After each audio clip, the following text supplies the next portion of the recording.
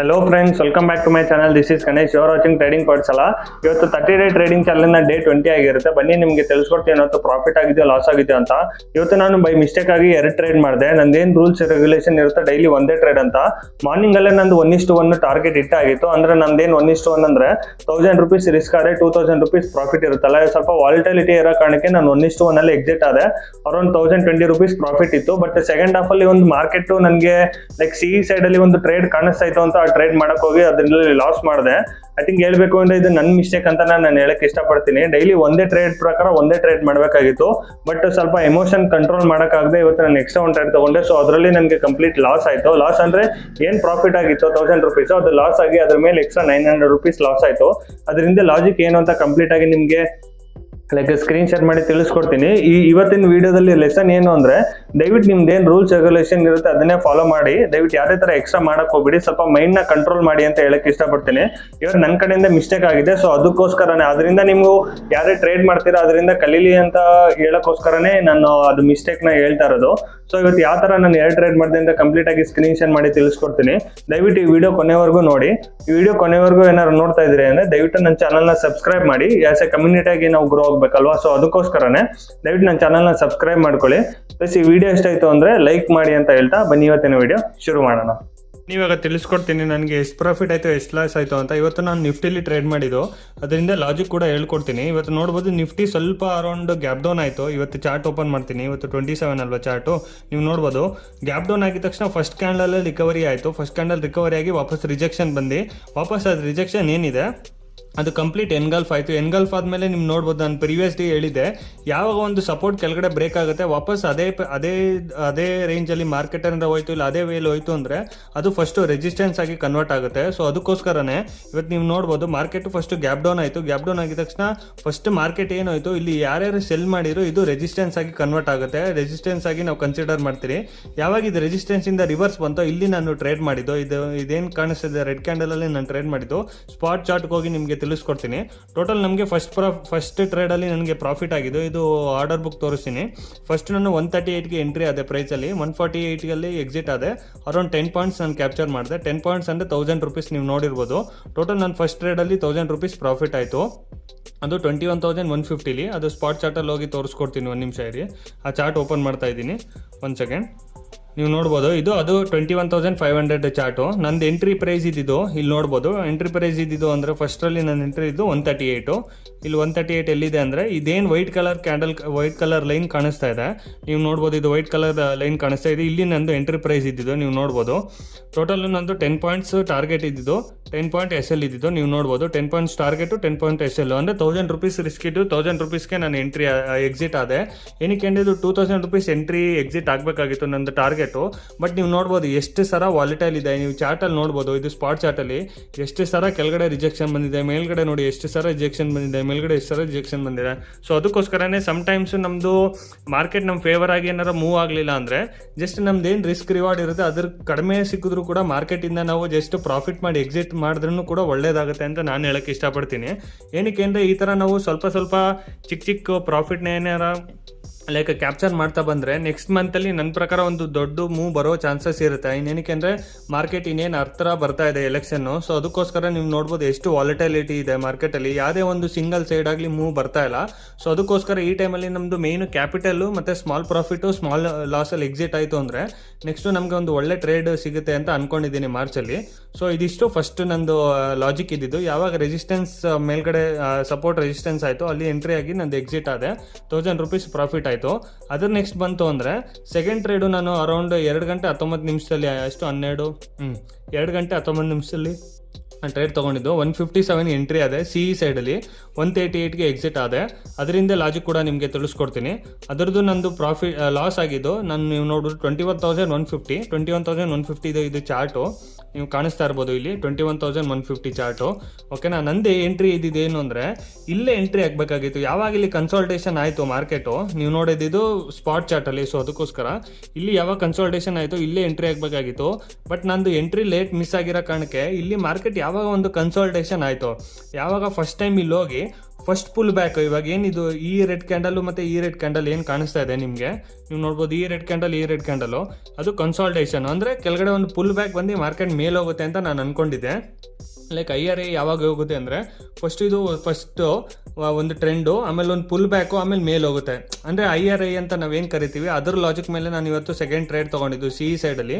ನನ್ನ ಲಾಜಿಕ್ ಪ್ರಕಾರ ಮಾರ್ಕೆಟ್ ಇದೇನು ನಾನು ಬಾಕ್ಸ್ ಹಾಕಿದ್ದೇನೆ, ಬಾಕ್ಸ್ ಮೇಲೆ ನನ್ನ ಎಂಟ್ರಿ ಅದೇ, ಬಟ್ ಅದು ಫಾಲ್ಸ್ ಬ್ರೇಕ್ಔಟ್ ಆಗಿ ನಂದು SL ಹಿಟ್ ಆಗಿದೆ. ಅದರಿಂದ ಲಾಜಿಕ್ ಹೇಳ್ಕೊಡ್ತೀನಿ ನೋಡಿ. ಟೋಟಲ್ ನಂದು ಅದು ಲಾಸ್ ಆಗಿದ್ದು 157ಗೆ ಎಂಟ್ರಿ ಆಗಿದ್ದು, ಸೇಮ್ 100 ಕ್ವಾಂಟಿಟಿನಿ 2 ಲಾಟು 138ಗೆ ಎಕ್ಸಿಟ್ ಆದೆ. ಅದ್ರದ್ದು ಲಾಸ್ ಎಷ್ಟಾಯಿತು ಅಂದರೆ 192 ರುಪೀಸ್ ಲಾಸ್ ಆಯಿತು. ಅದು ಹಳೇದು ಏನು 1000 ರುಪೀಸ್ ಪ್ರಾಫಿಟ್ ಇದೆ ಅದು ಲಾಸ್ ಆಗಿ ಅದ್ರ ಮೇಲೆ ಎಕ್ಸ್ಟ್ರಾ ನನಗೆ 942 ರುಪೀಸು ಲಾಸ್ ಆಗಿದೆ. ಟೋಟಲ್ ಇವತ್ತು ಲಾಸ್ ಬಂದು 922 ರುಪೀಸ್ ನಂದು ಲಾಸ್ ಆಗಿದೆ. ಸೊ ಈ ಲಾಸ್ ನಾನು ತಗೋಬಾರ್ದಾಗಿತ್ತು, ಬಟ್ ಎಮೋಷನಲಿ ಸ್ವಲ್ಪ ಲೈಕ್ ಮಿಸ್ಬ್ಯಾಲೆನ್ಸ್ ಆಗಿರೋ ಕಾರಣಕ್ಕೆ ಈ ಟ್ರೇಡ್ ಎಕ್ಸ್ಟ್ರಾ ಒಂದು ತಗೊಂಡೆ. ರೂಲ್ಸ್ ರೆಗ್ಯುಲೇಷನ್ ಪ್ರಕಾರ ನಾನು ಡೈಲಿ ಒಂದೇ ಟ್ರೇಡ್ ಇದ್ದಿದ್ದು. ಸೊ ಇದು ನಂದೊಂದು ಮಿಸ್ಟೇಕ್ ಅಂತ ಹೇಳಕ್ಕೆ ಇಷ್ಟಪಡ್ತೀನಿ. ಸೊ ಅದಕ್ಕೋಸ್ಕರನೇ ಈ ಮಿಸ್ಟೇಕು ನಾಳೆ ಮಾಡಲ್ಲ ಅಂತ ನಾನು ಅಂದ್ಕೊಂಡಿದ್ದೀನಿ. ಅದು ಬುಕ್ಕಲ್ಲಿ ನಾನೇನು ಒಂದು ಬುಕ್ ಮೇಂಟೈನ್ ಮಾಡ್ತೀನಿ, ಜನರಲ್ ಅಂತ ಕರೀತಾರೆ, ಅದರಲ್ಲಿ ನಾನು ಬರ್ಕೊಂಡು ಇಟ್ಕೊಂಡಿದ್ದೀನಿ. ನೆಕ್ಸ್ಟ್ ಟೈಮ್ ಯಾವುದೇ ಥರ ಇದು ಏನು ಮಿಸ್ಟೇಕ್ ಮಾಡಿದ್ದೀನಿ ಆ ಮಿಸ್ಟೇಕ್ ಮಾಡೋಕ್ಕೆ ಹೋಗಬಾರ್ದು. ಸೊ ಅದಕ್ಕೋಸ್ಕರನೇ ನೀವೇನಾರ ಅದರ ಬುಕ್ ಮೇಂಟೈನ್ ಮಾಡಿದರೆ ಟ್ರೇಡಿಂಗೋಸ್ಕರ ಕೆಳಗಡೆ ನಿಮ್ದೇನಾರು ತಪ್ಪಾಯಿತು ಅಂದರೆ ದಯವಿಟ್ಟು ಕೆಳಗಡೆ ಬರೆದಿಟ್ಕೊಳ್ಳಿ.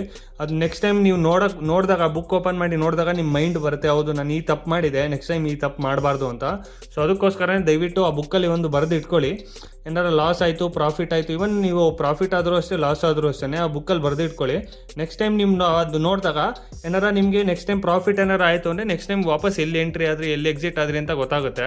ಸೊ ಅದಕ್ಕೋಸ್ಕರನೇ ಮಿಸ್ಟೇಕ್ ಮಾಡಿದ್ರು ಅಷ್ಟೇ, ಎಲ್ಲೆಲ್ಲಿ ಮಿಸ್ಟೇಕ್ ಮಾಡಿದ್ರಿ, ನೀವು ಓವರ್ ಟ್ರೇಡ್ ಮಾಡಿದ್ನ, ಇಲ್ಲ ಪೊಸಿಷನ್ ಸೈಜಿಂಗ್ ಕರೆಕ್ಟ್ ತಪ್ಪಿತ್ತಾ, ಇಲ್ಲಾಂದರೆ SL ಇಡೋದು ಮರ್ತೋದ್ನ, ಇಲ್ಲ ತುಂಬ ಸಲ ರಾಂಗ್ ಎಲ್ಲರೂ ಮಾಡೇ ಮಾಡ್ತಾರೆ. ಸೊ ಅದರಿಂದ ನಾವು ಕಲಿಬೋದು. ಇವತ್ತು ನಾನು ಬುಕ್ಕಲ್ಲಿ ಬರೆದಿಟ್ಕೊಂಡಿದ್ದೀನಿ. ಅದೆಲ್ಲ ಕಂಪ್ಲೀಟ್ 30 ಡೇ ಟ್ರೇಡಿಂಗ್ ಚಾಲೆಂಜ್ ಆದಮೇಲೆ ಕಂಪ್ಲೀಟ್ ಆಗಿ ನಿಮಗೆ ತೋರಿಸ್ಕೊಡ್ತೀನಿ ಎಲ್ಲೆಲ್ಲಿ ಏನೇನು ಅಂತ. ಸೊ ಇದು ನಂದು ಮಿಸ್ಟೇಕ್ ಆಗಿತ್ತು ಇವತ್ತು, ಇಲ್ಲೇ ಸುಮ್ಮನೆ ಇರಬೇಕಾಗಿತ್ತು. ಇದು ಮಾರ್ಕೆಟ್ ಏನು ಪ್ರಾಫಿಟ್ ಆಗಿದೆ 1:1 ಎಕ್ಸಿಟ್ ಆಗಬೇಕು, ಲೈಕ್ ಸುಮ್ಮನೆ ಇರಬೇಕಾಗಿತ್ತು. ಸೆಕೆಂಡ್ ಟ್ರೇಡ್ ತಗೊಳ್ಳದೇ ಇದ್ದಿದ್ರೆ ನಾನು ಇವತ್ತು ಲಾಸ್ ಆಗ್ತಾ ಇರಲಿಲ್ಲ. ಇಟ್ಸ್ ಓಕೆ, ತೊಂದರೆ ಇಲ್ಲ. 922 ರುಪೀಸ್ ಅಷ್ಟೇ ಲಾಸ್ ಆಗಿರೋದು. ಇನ್ನೊಂದು ಸಲ ರಿಫ್ರೆಶ್ ಮಾಡ್ತೀನಿ. ನೆಕ್ಸ್ಟ್ ಟೈಮ್ ನಾಳೆ ಏನಾರ ಒಂದು ಒಳ್ಳೆ ಟ್ರೇಡ್ ಏನಾರು ಸಿಕ್ತು ಅಂದರೆ 2000 ರುಪೀಸು ಪ್ರಾಫಿಟ್ ಮಾಡ್ತೀನಿ ಅಂತ ಅಂದ್ಕೊಂಡಿದ್ದೀನಿ. ಏನಕ್ಕೆ ಅಂದರೆ ಇದು ಈ ಥರ ಮಾರ್ಕೆಟಲ್ಲಿ ನನ್ನ ಪ್ರಕಾರ ಜಾಸ್ತಿ ಪ್ರಾಫಿಟ್ ಮಾಡೋದು ಆಪ್ಷನ್ ಸೆಲ್ಲರ್ಸೇ. ಏನಕ್ಕೆ ಅಂದರೆ ನೀವು ನೋಡ್ಬೋದು 15 ಮಿನಿಟ್ ಚಾರ್ಟಲ್ಲಿ ನೋಡ್ಬೋದು ಎಷ್ಟು ವಾಲೆಟಿಲಿಟಿ ಇದೆ. ನಿನ್ನೆನೂ ಕೂಡ ಒಂದೇ ರೇಂಜಲ್ಲಿ ಮಾರ್ಕೆಟ್ ಇತ್ತು, ಇವತ್ತು ಕೂಡ ಒಂದೇ ರೇಂಜಲ್ಲಿ ಮಾರ್ಕೆಟ್ ಇತ್ತು. ಬಟ್ ಅದು ಕೆಳಗಡೆನೇ ಸೆಲ್ಲಿಂಗೂ ಬರ್ತಾ ಇಲ್ಲ, ಮೇಲ್ಗಡೆ ಬೈಯಿಂಗೂ ಹೋಗ್ತಾ ಇಲ್ಲ. ಇದನ್ನೇ ನಾವು ವಾಲೆಟಿಲಿಟಿ ಅಂತ ಕರಿತೀವಿ. ಏನಕ್ಕೆ ಅಂದರೆ ವಿಕ್ಸ್ ನೀವು ನೋಡ್ಬೋದು 15.7 16ಗೆ ಹೋಗುತ್ತೆ, ವಾಪಸ್ 15 ಬರುತ್ತೆ.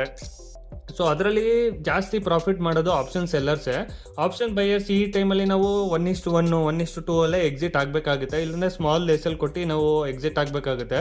ಸೊ ಅದಕ್ಕೋಸ್ಕರ ದಯವಿಟ್ಟು ಇದೊಂದು ಈ ಥರ ಸೈಡ್ ವೇಸ್ ಮಾರ್ಕಲ್ಲಿ ನಾವು ಬಚಾವಾದರೆ, ಇಲ್ಲಾಂದರೆ ಸರ್ವೈವ್ ಆಗಿಬಿಟ್ರೆ ಈ ಥರ ಸೈಡ್ ವೇಸ್ ಮಾರ್ಕೆಟಲ್ಲಿ ನೆಕ್ಸ್ಟು ಒಂದು ಒಳ್ಳೆ ಟ್ರೆಂಡಿಂಗ್ ಸಿಗುತ್ತೆ. ಮಾರ್ಕೆಟ್ ಸೈಕಲ್ಲು ನಾನು ಏನಂತ ಹೇಳಿದೆ ಮೊದಲು, ಫಸ್ಟು ಟ್ರೆಂಡಿಂಗ್ ಇರುತ್ತೆ, ಆಮೇಲೆ ವಾಲೆಟಿಲಿಟಿ ಇರುತ್ತೆ, ಆಮೇಲೆ ಸೈಡ್ ವೇಸ್ ಆಗುತ್ತೆ, ಪುನಃ ಟ್ರೆಂಡಿಂಗ್ ಸಿಗುತ್ತೆ. ಟ್ರೆಂಡಿಂಗ್ ಖಂಡಿತ ಸಿಗುತ್ತೆ. ಏನಕ್ಕೆ ಅಂದರೆ ಒಂದೇ ದಿನ ಒಂದೇ ರೇಂಜಲ್ಲಿ ತುಂಬ ದಿನ ಮಾರ್ಕೆಟು ಯಾವುದೇ ಕಾರಣಕ್ಕೂ ಇರೋದಿಲ್ಲ. ಒಂದು ಮೇಲೆ ಹೋಗಬೇಕು, ಇಲ್ಲಾಂದರೆ ಕೆಳಗಡೆ ಬ್ರೇಕ್ ಡೌನ್ ಆಗಬೇಕು, ಇಲ್ಲ ಬ್ರೇಕ್ಔಟ್ ಆಗಲೇಬೇಕಾಗುತ್ತೆ. ಸೊ ಅದಕ್ಕೋಸ್ಕರ ನೋಡಿ ಬ್ಯಾಂಕ್ ನಿಫ್ಟಿ ಮೇಲ್ಗಡೆ ಒಂದೇ ರೇಂಜಲ್ಲಿ ಇದೇನಿದೆ 500 ಪಾಯಿಂಟ್ಸ್ ರೇಂಜಲ್ಲೇ ಒಂದು ನನ್ನ ಪ್ರಕಾರ ಒಂದು ವಾರ 2 ವಾರದಿಂದ ಅಲ್ಲೇ ಇದೆ. ಸೊ ಅದಕ್ಕೋಸ್ಕರನೇ ಇನ್ನೇನು ಎಲೆಕ್ಷನ್ ಬರ್ತಾ ಇದೆ ಅಲ್ವಾ ಮಾರ್ಚಲ್ಲಿ, ಸೊ ಅದಕ್ಕೋಸ್ಕರನೇ ಏನಾರ ಒಂದು ಟ್ರೆಂಡಿಂಗ್ ಮಾರ್ಕೆಟು ಒಂದು 2000 ಪಾಯಿಂಟ್ಸ್ ಬ್ಯಾಂಕ್ ನಿಫ್ಟಿಲಿ ಒಂದು 500-600 ಪಾಯಿಂಟ್ಸ್ ಸಿಗೋ ಚಾನ್ಸಸ್ ತುಂಬ ಇರುತ್ತೆ.